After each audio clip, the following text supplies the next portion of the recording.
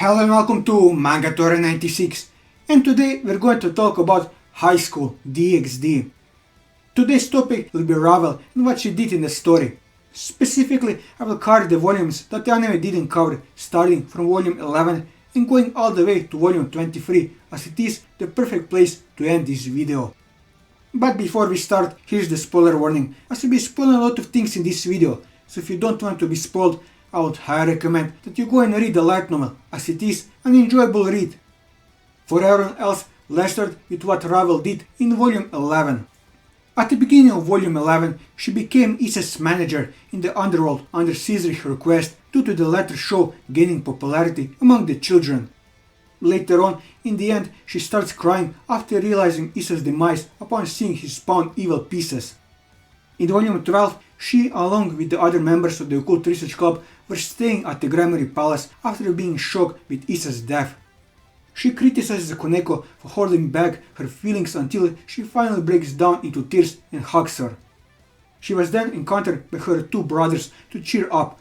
Later on, she along with the rest of the Occult Research Club were elated upon Isa's reappearance and later congratulate him on passing his middle class promotion and says that she wants to go on a date with him. In volume 14, she starts off fighting with Koneko over the right to sit on Isa's lap. Later, while Aaron was consulting with Mephistopheles about making pacts with magicians, he warns Ravel about the stray magicians and their dealings with the Chaos Brigade on fake Phoenix steers, and that she might be targeted. She aids Isa in choosing a magician and while doing so gave her opinion on Rias' spirits and how they were unique among the devils. She later throws a tantrum about Koneko sitting on Isa's lap and proceeds to push her off and sit on Isa's lap herself, which results in the two fighting over Isa's lap once again.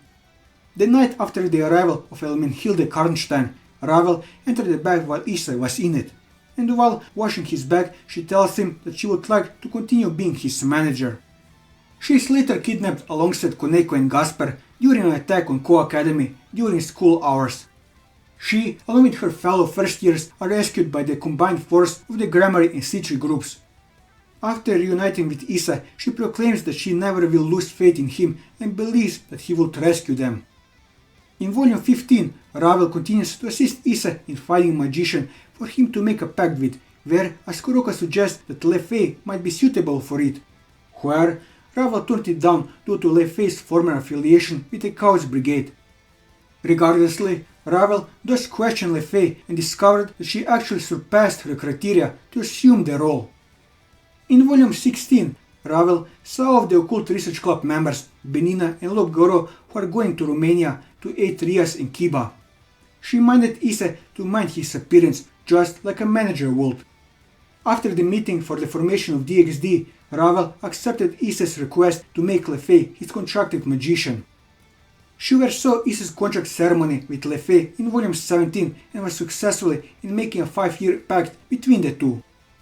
She also went with the Occult Research Club to the underworld to participate in the Experience Day in the school Soma Citri built, during which she managed Isa's Opie Dragon activities as well as sneaking into the bedroom to sleep with him, wearing nothing but an old shirt and panties while using Isa's arm as a hug pillow.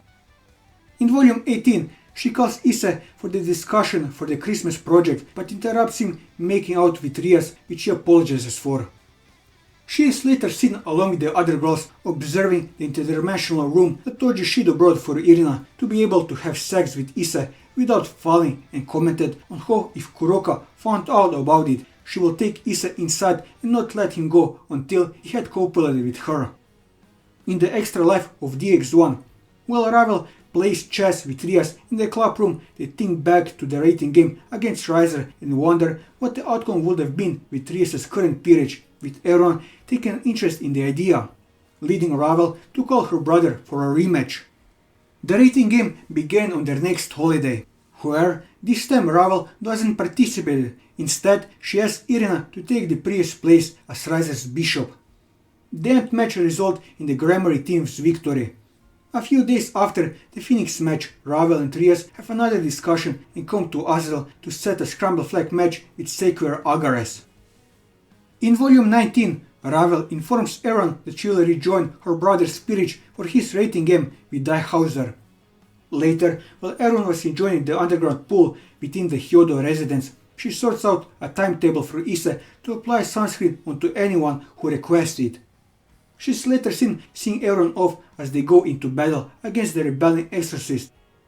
During Riser's rating game, she joined alongside her brother as the only peerage left standing entering a dome-shaped cavern where they meet up with Daihauser. While Riser was excited to fight against him, he became confused towards Daihauser's sentence. Ravel senses something and is shot in the abdomen while protecting her brother from their opponent's demonic spear, leaving her fatally injured, unable to regenerate due to Daihauser's worthless ability, and the game system could remove her from the field. The winner of the match is left ambiguously as Ravel, Riser and Daihauser went missing. A few days later, Ravel and Riser were recovered in Volume 20 under Ajor's care, who DxD members met in a different dimension and took in the unconscious Ravel while her brother was already escorted to the Phoenix mansion by the Slashdog team. Back at the Hyodo residence, after Issa's parents were kidnapped, Ravel came to him with regards for not being able to be by his side during all the critical moments. However, he assures her that she has always given him confidence when he fought an enemy. They vow to always stay together and that he will come back alive with everyone. In Volume 21, when Issa was discharged from the hospital and met up with his friends concerned for his safety, Ravel gave him a small bottle of Phoenix tears she made herself before they head off into battle. They later appeared on an island in the coastal waters of Japan where she and the rest battled Apophis and his army of evil dragons and fake scale males. In Volume 22, Ravel barged into Issa's room to give him the news that the rating game World Tournament had been officially announced, only to interrupt Rias and Akeno from attempting to take his virginity. He, Ravel and Koneko were present in the club room where Nakari Oryo, whom the trio were already acquainted with, introduced himself to the others. On the following week, the Occult Research Club group, Issa's parents and the Valley team attended a fishing trip on an uninhabited island owned by someone related to them. Together in a group consisting of her, Kuroka, Koneko, Gasper and Valerie were locating a fishing spot for them. Both Ravel and Gasper were excited to be fishing for the first time. Issa's entire team arrived fashionably late for the opening ceremony of the Azazel Cup and while making a grand entrance by flying down with Ryut and Maro. Ravel primarily served as the team's strategist, but after 10 days the group mainly received bad reviews in the tournament after their first few matches. For their next matchup, Issa's team would eventually went up against Barakwill's team of Fallen Angels under the rating game rule, Object. Ravel analyzed and planned tactics for her team to follow in order to score more points within the time limit. Throughout the whole game, she primarily stayed at her base camp with her healer on standby, giving orders to her teammates via earpiece comms. The victory goes to her team when Issa defeated Barakwill while proposing to Akeno. In Volume 23, by this time, Ravel had already enrolled in her school a year up along with her peers. She and her team had just won another match for the ongoing winning streak. While in the waiting room, when Zenobia worried how easily the ongoing victories could be halted, Ravel added that at this point it was natural for most teams that they must come up with countermeasures even if she admitted to being an amateur. Hilde then hands Ravel a clipboard, to which upon checking ended their meeting for Issa to continue his work as high-class devil. Later on, after school, they continued their devil work underneath a crime school building, where it lies a lab that Azazel had set up, which has now become the workplace for Issa and his spirit, as they now work for a branch store in the Grammary large enterprise. Ravel handled receiving the payment Object everyone comes back from their jobs and checks the word with a professional. Though, when Asya came back, she passed Ravel, forgetting to hand her payment. She and Issa had a private discussion concerning Asya observing her customer's questionnaire and believed that Asya was overexerting herself as the new president of the Occult Research Club.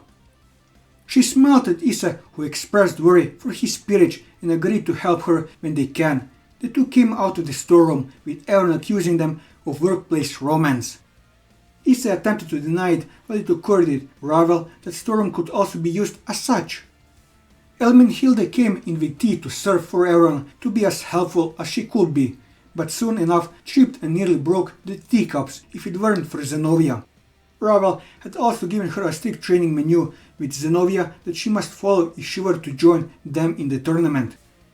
Days later, after school, within the club room, Issa had previously asked her to find anyone suitable to join their team, to which she narrowed down to Oryu Nakiri to meet with them, though following him was Tiamat, as the boy was in her care and only allowed him to join on the condition that if they won, they'd have to use the prize wish to return all of her treasure.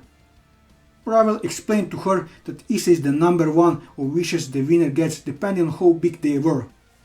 Element Hilda, who had requested to join beforehand and gone through training, questioned her standings. Ravel told her that she was still under consideration, that she still doesn't know when her true intentions are, though the vampire girl kept insisting that it was for the sake of the Carmelia faction and the motherland. At a later date, the team continued to train at a space underground within the Grammary territory that had been previously handed to them. Ravel, in particular, was jogging side by side with Element Hilda. When discussing how good of a player Rudiger was, Ravel added that her brother Ruval had a bitter experience fighting him. At that point, they were greeted by the surprised visit from Ryogon Belfegors by Ravel's aforementioned brother for a job.